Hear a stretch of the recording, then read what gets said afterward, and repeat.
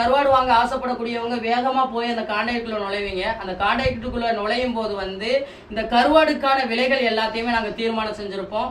ஒரு சில பேருக்கு நம்ம குறைவா கருவாடு கொடுத்தாலும் குறை சொல்றவங்க குறை சொல்லத்தான் செய்வாங்க, வாங்குறவங்க வாங்க தான் செய்வாங்க.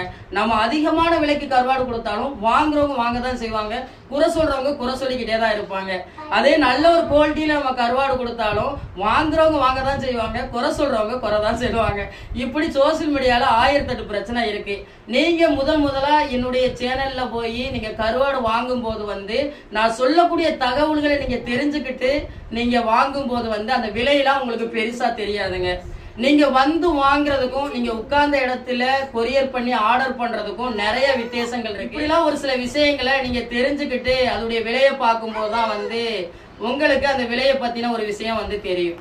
திடீர்னு எதையுமே தெரியாம சரி இவங்கள்ட்ட போய் நம்ம கருவாடு வாங்குவோம் அப்படின்னு சொல்லி போய் நீங்க விலையை பார்த்தீங்கன்னா அந்த விலை பெருசா தான் தெரியும்.